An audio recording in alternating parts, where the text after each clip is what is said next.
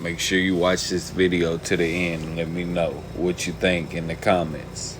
Now, last year during my presentation, I wanted to talk a lot about Mars anomalies after I talked about Atlantis and the pyramid and so forth, and I didn't get a chance to really show you guys all of my anomalies because we ran out of time, if you remember, if you were here last year. So this time, I have my presentation set up to where I can get to the Mars anomalies. I want to show you guys some incredible things that you've probably never seen before.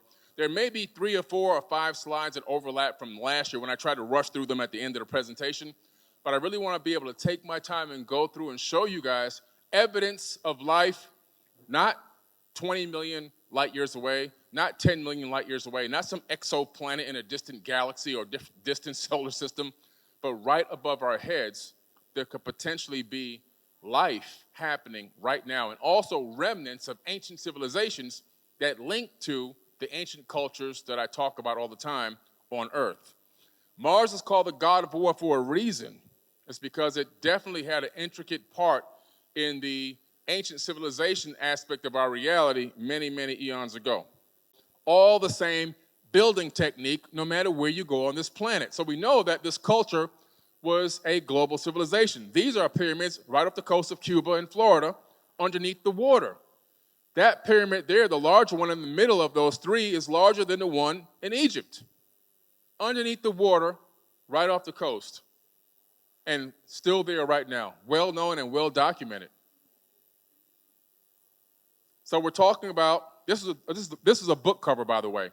I just love this book cover because when you look at the ancient texts and tablets, there's always these battles between human beings. Oh, the Anunnaki were all black. Oh, no, they were all white. Oh, no, they were all this, red. And no, this is what the Anunnaki were. When you read the text, the more ancient scriptures and texts and tablets you read, you discover that these people were multiracial people. They came from all over the place. They came from Sirius. They came from Orion. They came from Aldebaran. They came from Arcturus. They came from all these other areas in the Pleiades. They came from everywhere. And as they describe different instances of them in different places, they looked totally different. Their skin color was described as totally different. Their eyes and their hair was described as totally different, right? So it wasn't just one race of people that came to this planet. There were many races. And that would also explain why we have many races of people here on the planet, because these people put genetic markers on us, and that's why there's a 2% variance in our DNA that would have taken millions of years to occur. First of all, Neville Thompson, he just got an award for Space Anomaly Hunter of the Year at the Forbidden Conscious Awards in Miami, Florida. And his work is unparalleled in this field. But Cairo means the city of Mars. That's interesting that Cairo actually means the city of Mars, when we find a lot of anomalies on Mars that resemble anomalies on Earth. This image is about 3 miles wide. That's not tiny.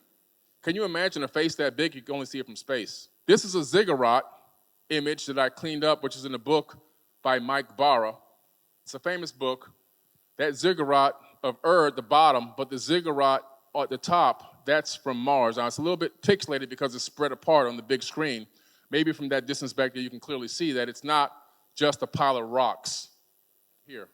This right here is definitely not a rock. It has geometry, it has shape, it has structure to it, and it doesn't match the surrounding terrain.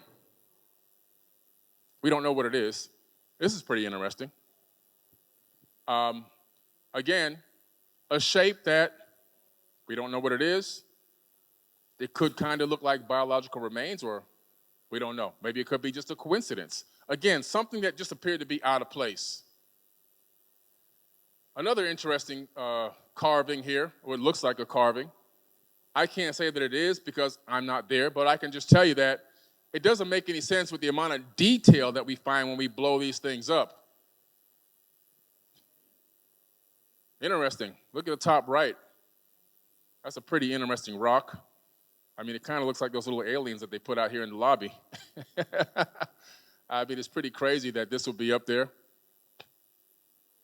This is a pretty interesting rock again. A rock on top of a rock that has a strange-looking face on it. Could it just be a coincidence? It's possible.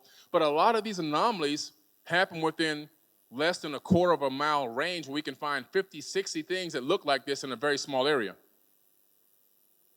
Another amazing rock that has a lot of what looks like faces on it coming out of the mud. Are they faces? They're just very interesting. Look at this. I don't know, man. I wish I could find a rock like that on Earth. I just can't seem to find one. That doesn't appear to be a rock whatsoever. It appears to be created somehow by someone. This is a crazy anomaly to have right here. It's kind of blurry because it's really, really big, but I don't know. I don't know if that's a statue or it's just a very incredible human-looking rock. Here goes a structure that's partially dilapidated here on top of a hill. It's one of the most famous anomalies out there. You can clearly see that this is not a rock, that it's some type of a built structure at some point in the past. And this kind of almost looks like it could be used as maybe what we would call on Earth a weapon, or maybe it could be something else. It could be a piece of a tool or a broken piece of some device. This one is pretty famous. It was on Ancient Aliens. Martian discovered this, one of our greatest anomaly hunters. You can clearly see the ornate engravings on it. And you can clearly see that it ain't a rock. I'm sorry, but that's not a rock. That's something else. It's laying on its side. It's got two things coming out of the bottom of it, maybe how it used to stand up on something. But to me, it kind of resembles maybe some type of a statue. Wow, so blurry because it's so huge. But again, another face out of the stone with a crown on top.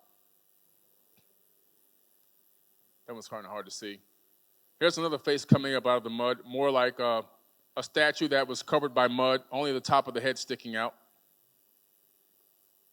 Another thing on the side of a mountain that just didn't look like a rock. It kind of looks artificially made. It's just laying there. Doesn't match any of the surrounding terrain. More weird stuff here. I mean, if you look to the right side there, that one with something which looks like something on top of a head. It's just a weird design. Could those be rocks? Could those be carvings? Interesting. Another carved face out of a rock. Pretty interesting. You got Zeus over there. Something that looks like Zeus. What in the world is that doing carved onto that hill there? This one looks kind of scary. Look inside the mouth. There's something in the mouth. There's something inside the mouth, which is pretty crazy. It's got teeth, and it's got a little face inside the mouth itself. It's a really scary image. Maybe they have Halloween up there. I don't know. All right, look at this. This is a pyramid on the moon. This is actually a pyramid on the moon, a very famous pyramid on the moon. It's very easy to see, very clear to see the design. Other structures that have been found on the moon, large dome structures. All you do is take the contrast off of some of these images, and you can begin to see things that have geometry to them that don't belong there. Another incredible face here that you can see on Mars. This face looks more African-styled, which is pretty interesting. Another head, you can see I blew it up and kind of put it in the top so you can see clearly what it is. I mean, that's pretty strange. What kind of rock looks like that? It's kind of looks like Obama. Kind of looks like Obama to me. Here's another one. It kind of looks like an indigenous native from the Americas. What's interesting, like I said earlier, and I showed you that book image, these people weren't just one race of people, and you can see representations of all races in some of these Mars images, which is pretty interesting. According to the Ijiji, there was a civilization on Mars, and that's in the Enuma Elish, those stone tablets that I showed you earlier that are located